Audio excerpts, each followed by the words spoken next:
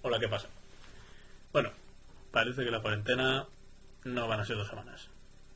Así que yo he decidido subir por aquí una serie de clasecillas sobre temas de historia. Concretamente va a ser sobre el tema de Grecia. Ya veremos si luego más. Y nada, espero que lo disfrutéis. Es un tema importante porque realmente de nuestra cultura derivan muchísimas cosas de la cultura griega. Así que... pero con mole. Y nada, me he dado cuenta que hablo muy rápido. Ya lo iré corrigiendo, pero bueno, tenía muchas cosas que decir. Y hablo así. Así que nada. Si a alguno le estomaga mucho, pues lo puede poner en lento, que además queda muy gracioso. De hecho, lo recomiendo para cualquier vídeo de YouTube. Lo pones en velocidad lenta y te echas unas risas. Así que nada. Venga. Dentro vídeo.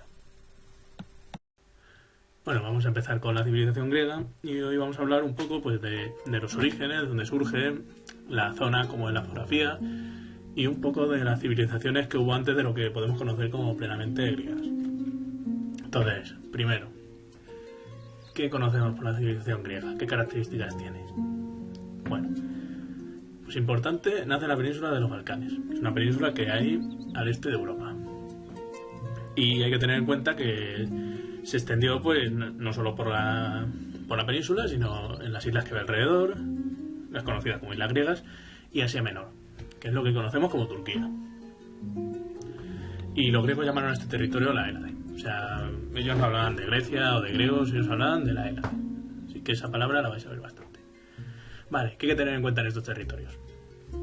Eran territorios muy aislados, había muchos valles, había muchas montañas. ¿Esto qué hacía?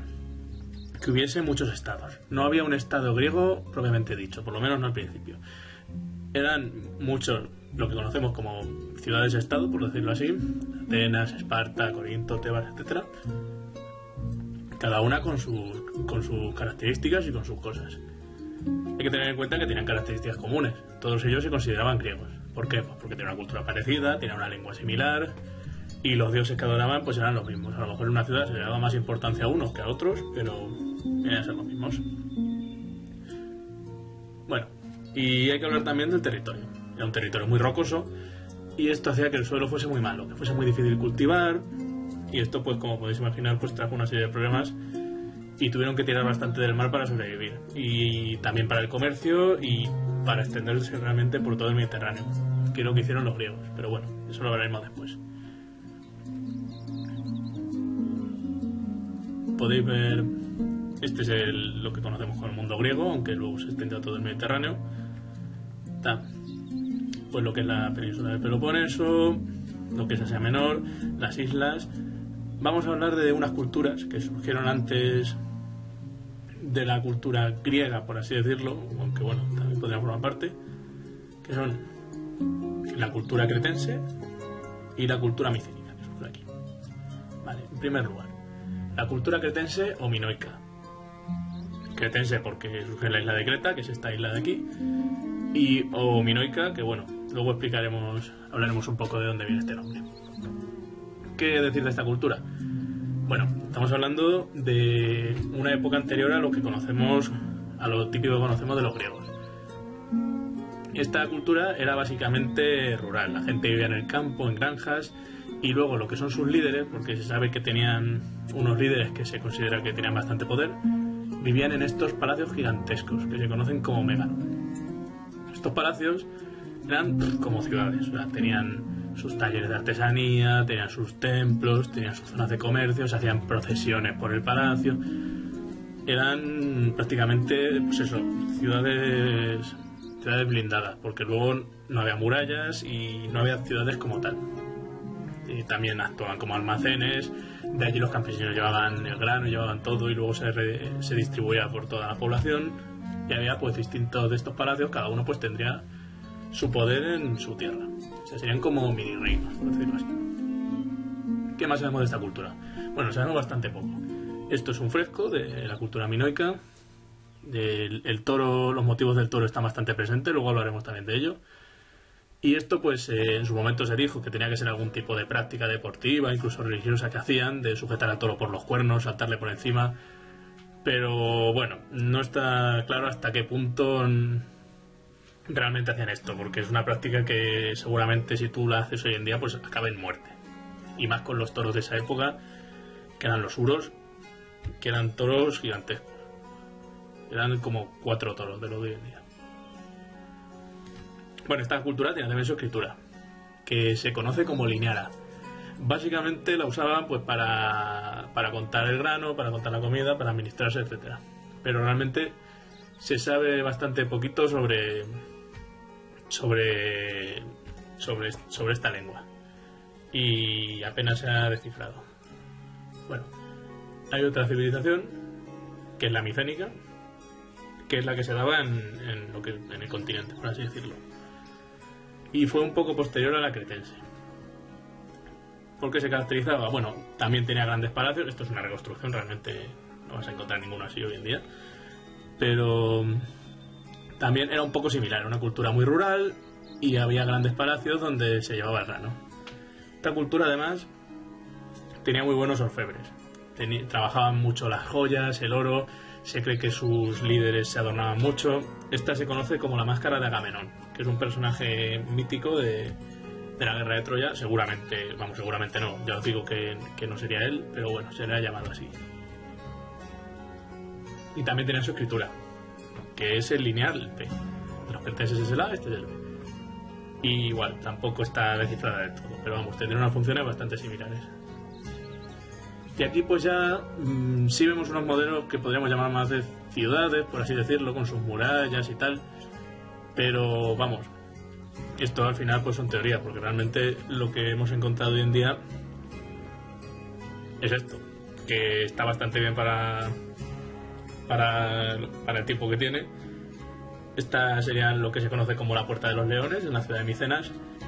Y estos muros se han conocido como muros ciclópeos, porque posteriormente, cuando las siguientes culturas llegaron allí, vieron esas construcciones tan monumentales y dijeron, esto lo han construido los cíclopes. Entonces, pues por eso este tipo de construcción pues se conoce como muros cíclopes. Bueno, ¿qué pasó con la civilización minoica y con la micénica? Pues que directamente no se sabe muy bien lo que ocurrió. Se cree que hubo violencia porque se han encontrado restos de que hubo incendios en los palacios.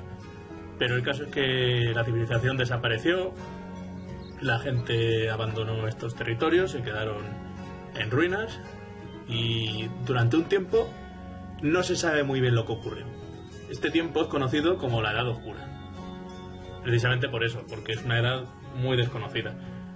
Y ya hay como un corte a lo que ya, en el que casi no hay información, en lo que ya conocemos como la cultura griega propiamente dicha. Esta cultura tendría 3 etapas. Ya vamos a centrarnos más en ella los siguientes días, pero bueno, tendría 3 etapas. Por un lado estaría la arcaica. Por otro lado, la clásica, que es la que más hemos oído hablar, la que más conocemos. Y por otro lado, la helenística. De estas etapas ya hablaremos en otras cosas. Bueno, y ahora voy a contar un mito relacionado con la civilización minoica. Este mito se cree que sucede aquí. Esto actualmente es el palacio de Nosos, en Creta. Y se cree que este palacio pues pertenecía al rey Minos, de ahí minoica. Era un rey muy poderoso de Creta. Pero ¿qué pasó con Minos?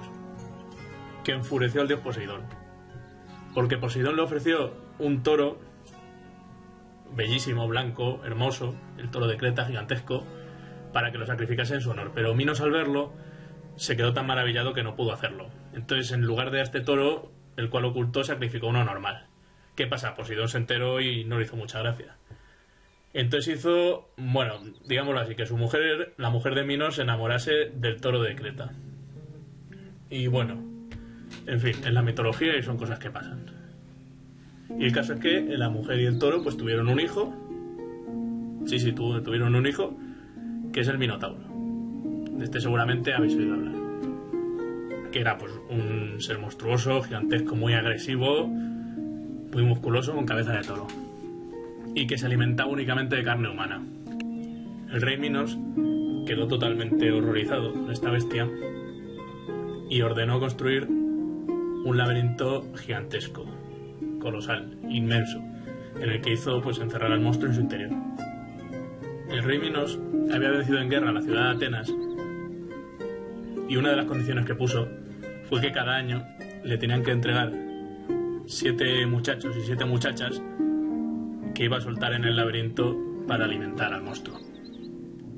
Un año, cuando llegó el momento de ofrecer en sacrificio a 14 jóvenes para ser devorados por el monstruo, Teseo, hijo del rey Egeo, se ofreció como voluntario para ir al laberinto, con la idea de matar al Minotauro y acabar con este horror para Atenas. El rey pues se mostró reticente, evidentemente, pero al final pues accedió. La condición que le puso es que cuando los atenienses enviaban un barco con los jóvenes hacia Creta, ponían unas velas negras como símbolo de luto, porque esos jóvenes pues eran enviados a una muerte segura. Entonces le dijo que a su vuelta cambiase las velas negras por unas velas blancas, como símbolo de que había llegado vivo. Y si veía las velas negras, pues entendía que Teseo había muerto luchando contra el Minotauro. Teseo accedió y viajó a Creta. Aquí Teseo conoció a Ariadna, que era la hija del rey Minos, y se enamoraron. Y Ariadna no quería que Teseo entrase en el laberinto, porque sabía que iba a morir. Pero Teseo pues no hacía razones, que yo entro y que me cargo al bicho. Ariadna pues tuvo que aceptarlo, pero le dio un hilo dorado para que lo atase en la entrada y se internase en el laberinto.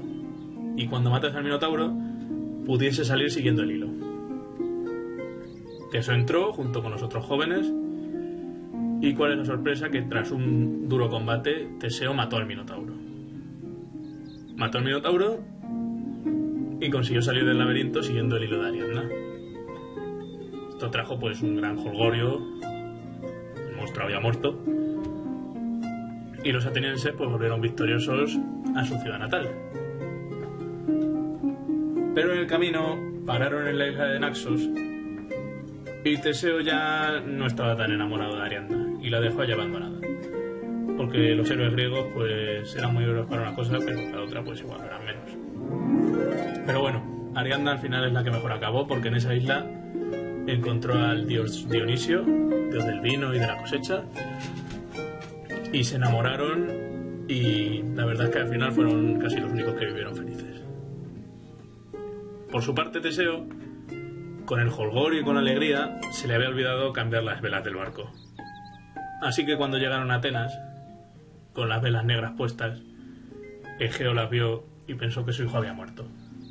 Esto fue tan doloroso para Egeo que se suicidó lanzándose al mar. Y por eso el mar de esa región es conocido como el mar Egeo. Y esta es un poco la leyenda del Minotauro. El próximo día empezaremos ya a hablar de la civilización griega propiamente dicha. Hablaremos un poco del periodo arcaico, de las colonias y de lo que era su cultura. Así que nada, hasta otra.